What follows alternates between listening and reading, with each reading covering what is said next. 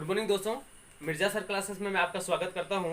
और दोस्तों आज मैं फिर से आपके लिए एक वीडियो लेकर आया हूं। क्लास 10th का त्रिकोणमिति चैप्टर का 8.1 का क्वेश्चन नंबर 9 लेकर आया हूं दोस्तों, जो कि टफ तो नहीं है, बहुत ईजी है दोस्तों, लेकिन आप अगर अच्छे तरीके से पढ़ेंगे तो बहुत बेटर समझ में आएगा। आप वीडियो को पूरा देखिए, आपको 101,000% का तो बहुत बेटर तरीके से समझ में आएगा। और दोस्तों एक बात मैं कहना चाहूँगा कि आप अगर वीडियोस को देख रहे हैं तो आप अपना बुक्स, कॉपी और कलम लेकर के बैठिए कि जैसे मैं पढ़ा रहा हूँ आप उसे नोट करते जाइए दोस्तों। और एक बात कहना चाहूँगा दोस्तों, अगर अभी तक आपने हमारे चैनल को सब्सक्राइब नहीं किया है तो चैनल को सब्सक्राइब करें और बेल आइकन को जरूर क्लिक करें दोस्तों।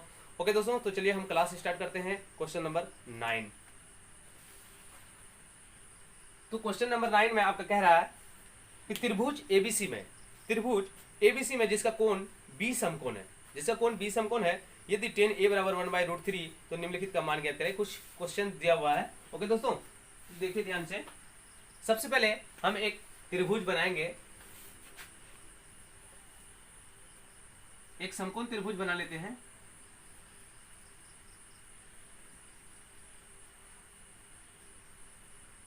ये देखिए दोस्तों, एक समकोण त्रिभुज बनाएंगे।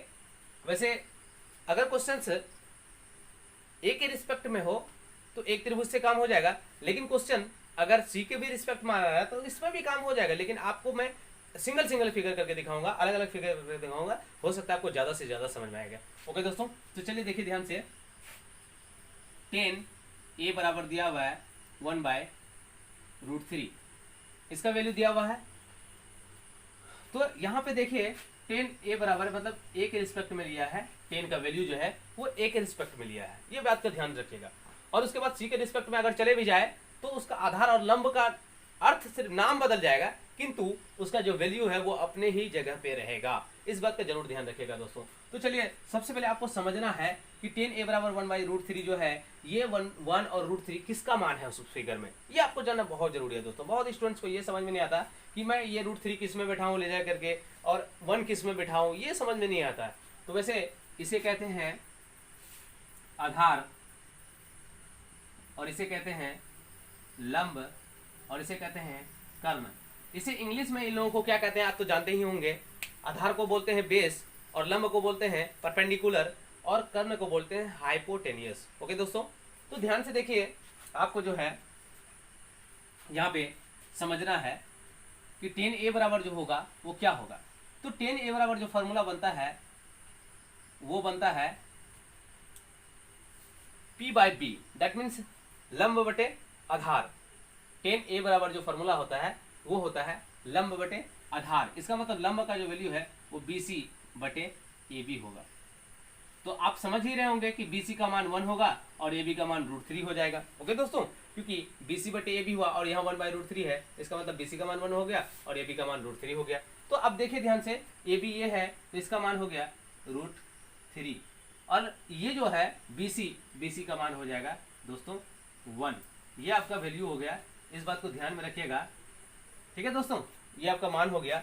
अब इसका मतलब आपको समझ में आ ही रहा होगा कि AB का तो मान है, BC का तो मान है, लेकिन AC का तो मान नहीं है दोस्तों, मतलब कर्ण का तो मान नहीं है। इसका मतलब आपको ये समझ में आ जाना चाहिए कि हमारे आधार का मान आ गया और लंब का मान आ चुका है, लेकिन अब हमें कर्ण का मान सबसे पहले पैदा करना है, उसके बाद हमें क्वेश्चन सॉल्व करना है। वैसे आपको क्वेश्चन में दिया हुआ है, मैं क्वेश्चन लिख दे रहा हूँ ऊपर में। क्वेश्चन क्या कह रहा है हमको, नंबर 1 में आपको क्वेश्चन कहा है कि sin A into cos C plus cos A into sin C। ये क्वेश्चन ये हो गया आपका। और इसी में एक क्वेश्चन और दिया है, cos A into cos C minus sin A into sin C। अब ध्यान से देखिए, ये आपका क्वेश्चन दिया हुआ है। ओके दोस्तों, मतलब ये दोनों क्वेश्चन सॉल्व करना है। इसका मतलब आपको समझ में आ ही रहा होगा कि हमें ए के भी रिस्पेक्ट में मान निकालना है और सी के भी रिस्पेक्ट में चाहिए। तो आपको मैं 2 फिगर बना के दिखाऊंगा। वैसे एक फिगर से भी काम चल सकता है, लेकिन मैं 2 फिगर अलग अलग कर दूंगा, एक ए के रिस्पेक्ट वाला, एक सी के रिस्पेक्ट वाला, तो आपको ज्यादा से ज्यादा समझ में आएगा। तो सबसे पहले हम ए सी का वैल्यू निकाल लेते हैं, उसके बाद वो काम करेंगे। तो चलिए ध्यान से देखिए, यहाँ पे लिखेंगे त्रिभुज एबीसी में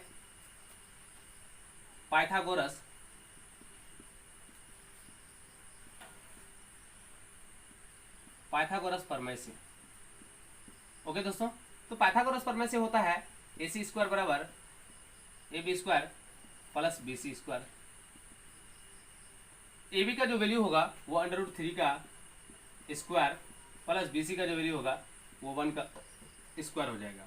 तो √3 का स्क्वायर तो हो जाएगा आपका 3 प्लस 1 का स्क्वायर 1 और इसका जो वैल्यू होगा वो हो जाएगा 4।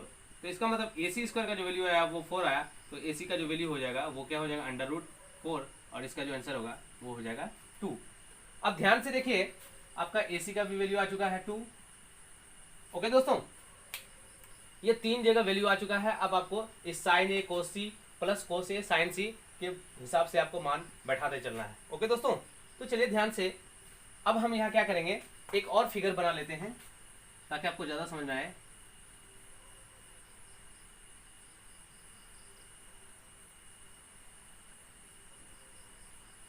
ABC जिसमें B समकोण है और इसमें मान लेते हैं हम C के रिस्पेक्ट में, इसमें A के रिस्पेक्ट में हमारा था, तो C के रिस्पेक्ट में जो आपका ये होगा BC जो होगा वो हो जाएगा आधार।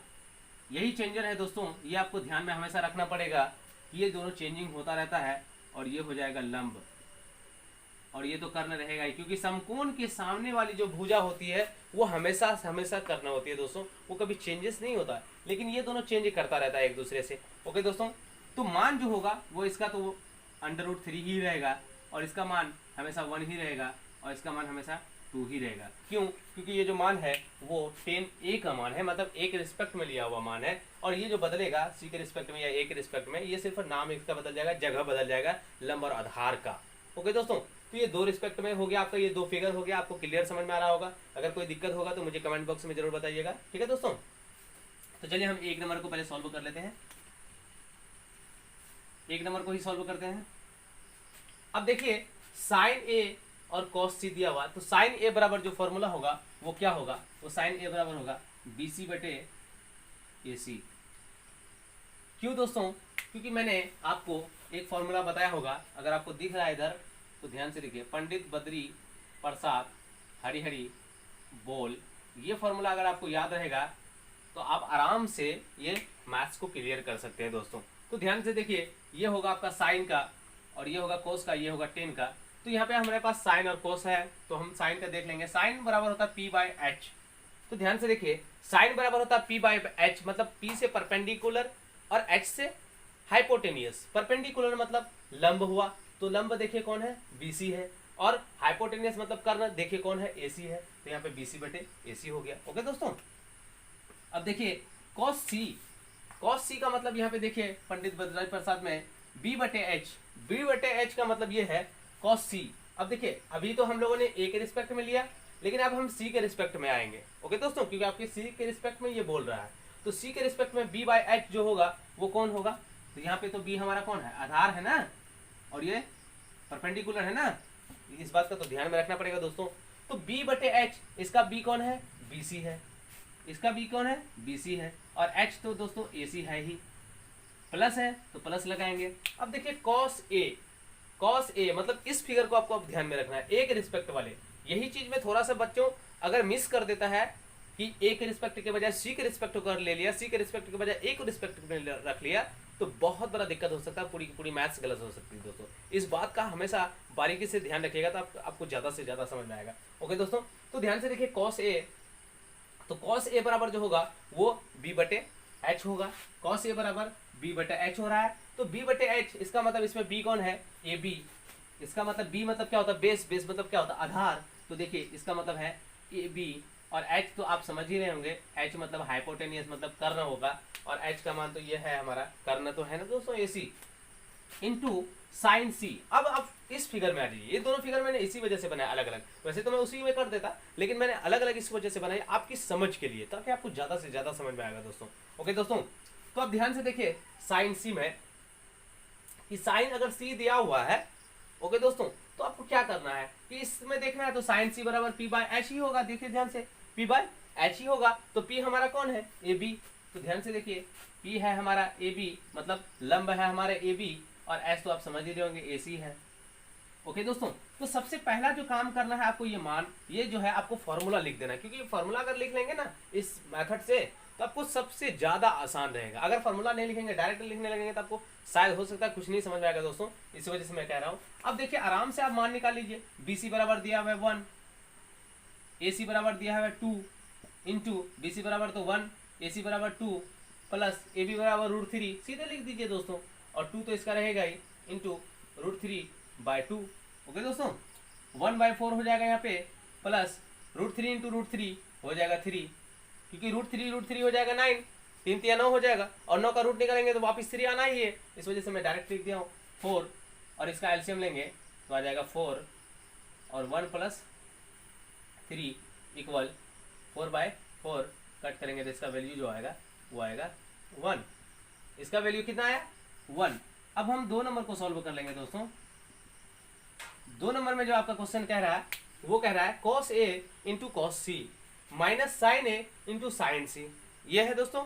तो आपको समझना है कि BC cos A जो फॉर्मूला होता है उसका क्या होता है, और cos C में आपको क्या लेना है, ये आपको समझ इसी फिगर से होगा। और मैंने जो फॉर्मूला बताया आपको, एक सिंपल सा फॉर्मूला, पंडित बद्री प्रसाद हरी हरी बोल, ये बहुत आसान रहेगा। ओके दोस्तों, जब भी आप मैथमेटिक्स बनाएंगे तो रफ में उसे लिख के रखिएगा तो आपको ज़्यादा आसान रहेगा। शुरू में आप इसको यूज़ कीजिएगा ना, तो बाद में ऑटोमेटिकली आपके माइंड में इतने आ जाएगा फार्मूलाज की, आपको उसकी जरूरत ही नहीं पड़ेगी, लेकिन शुरू में आपको इसका यूज़ करना पड़ेगा दोस्तों।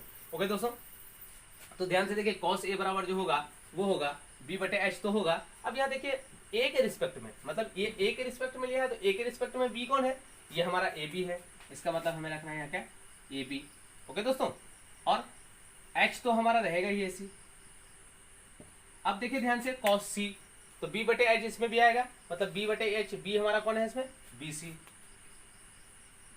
BC, और H तो AC रहेगा ही दोस्तों, माइनस, क्योंकि यहाँ पे माइनस है आपके क्वेश्चंस में। अब देखिए साइन A बराबर, तो साइन A बराबर जो होता है वो P/H होता है, तो P जो हमारा A के रिस्पेक्ट में कौन है, ये लंब है, यही है ना P, लंब P होता है ना दोस्तों। तो यहाँ पे P कौन है, ये B है, BC है, तो BC रख लेंगे, और H तो रहेगा ही दोस्तों। अब देखिए साइन C, मतलब इसके रिस्पेक्ट में, C के रिस्पेक्ट में साइन को ही लिया है, तो यहाँ पे जो है P कौन है, ध्यान से देखिए, P यहाँ पे है AB, और AC तो रहेगा ही दोस्तों। बस ये चीज आप अगर बैठा लिया किसी तरह से, अगर समझ करके, माइंड लगा करके अगर इसको आपने निकाल लिया, तो समझो अब मैथ्स बन चुका है। उसके बाद और कुछ नहीं है दोस्तों, फ्रैक्शन है। ये देखिए आप फ्रैक्शन बना रहे थे ना बचपन में, तो आप पढ़े ही होंगे, छोटे छोटे बच्चे की उम्र में, 4 साल 5 साल की उम्र में, 8 साल 9 साल की उम्र में, 6 7 क्लास में, 5 क्लास में, तो आजकल के बच्चे तो पढ़ते हैं यार, फ्रैक्शन पढ़ते हैं ना, भिन्न का जोड़, भिन्न का घटा, भिन्न का गुना, ये सब पढ़ता ही है ना, आप भी पढ़े होंगे। बस ये आपने कर लिया, ये तो बहुत आसान है। देखिए भिन्न का जोड़ नहीं है, आपको नहीं लग रहा है, इस तरीके से आप कर सकते हैं दोस्तों। अब यहाँ पे देखिए AB का जो वैल्यू है वो हमारा क्या है, √3/AC का वैल्यू तो 2 रहेगा ही, और BC का वैल्यू देखिए 1 है, 2 तो यहाँ रहेगा ही, माइनस BC का वैल्यू 1/2 रहेगा ही, और इंटू इसमें √3/2 रहेगा ही दोस्तों। अब √3/4, क्योंकि 2 इंटू 2 4 हो जाएगा, √3 इंटू 1 √3 हो जाएगा, माइनस √3 इंटू 1 तो √3 हो जाएगा, और 2 इंटू 2 4 हो जाएगा। ओके दोस्तों, अब देखिए चाहेंगे तो यहीं पे काट के हम 0 बना सकते हैं, इसे 0 दैट इसलिए 0 बना सकते हैं क्योंकि ये माइनस में √3/4 है, ये प्लस में √3/4, चाहेंगे तो आप इसका एलसीएम लेके भी कर सकते हैं दोस्तों। एलसीएम लेंगे, एलसीएम आ जाएगा 4, √3 माइनस √3 बराबर 0, 0/4, आंसर तो 0 ही आना है। और ऐसे भी अगर आप काट देंगे, यहाँ पे माइनस √3/4 प्लस √3/4, तो माइनस प्लस काट सकते हैं ना दोस्तों, तो माइनस प्लस काट करके आराम से इसका जीरो आंसर निकाल सकते हैं। ओके दोस्तों, इस तरीके से आप जो है दोनों का आंसर बहुत आसानी से निकाल सकते हैं। ये बहुत इजी है दोस्तों, बस आपको ये समझना है 10A बराबर किसका वैल्यू है। ये समझने के बाद आपको पाइथागोरस प्रमेय का अप्लाई करना है। पाइथागोरस प्रमेय का अप्लाई करने के बाद आपको ये दोनों क्वेश्चन के हिसाब से आप ये फिगर से आराम से आप मैथ से निकाल सकते हैं दोस्तों। बस ये AB और BC/AC ये जो फॉर्मूला जो मैंने अभी अभी बताया आपको, ये पार्ट 1 में वीडियो निकालने के मैंने अच्छे तरीके से सिखाया है। उस वीडियो को आप क्लियरली देखिएगा, अच्छे तरीके से देखिएगा, हो सकता है आपको बहुत ज़्यादा समझ में आ जाएगा दोस्तों। अगर आप अच्छे तरीके से पढ़ लिया तो आने वाले टाइम में आप खुद 10th क्लास को पढ़ा सकते हैं दोस्तों, मैथमेटिक्स पढ़ा सकते हैं, आसानी से पढ़ा सकते हैं, क्योंकि बहुत आसान है दोस्तों पढ़ाना। ये मैथ्स बहुत आसान है। आप अगर अच्छे तरीके से वीडियोस को देख रहे हैं ना अभी, क्लियरली सिर्फ देखिए। और दोस्तों मैं कहना चाहूँगा, अगर अभी तक आपने चैनल को सब्सक्राइब नहीं किया है तो चैनल को सब्सक्राइब करें और बेल आइकन को जरूर क्लिक करें दोस्तों। आप इसे स्क्रीनशॉट ले लीजिए।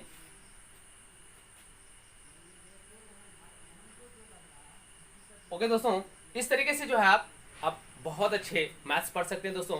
और ये लॉकडाउन में आप फ़ायदा उठाइए, घर पे रहिए, कोरोना वायरस से जरूर बचिए दोस्तों, और लोगों से कम मिलिए, कोरोना वायरस से बच के रहिए, दूर रहिए। और लॉकडाउन है तो आप पढ़ाई को बिल्कुल छोड़िए मत, पढ़ाई जरूर कीजिए, मोबाइल से ही पढ़ाई कीजिए, घर पे बैठे रहिए दोस्तों, और अच्छे से पढ़िए।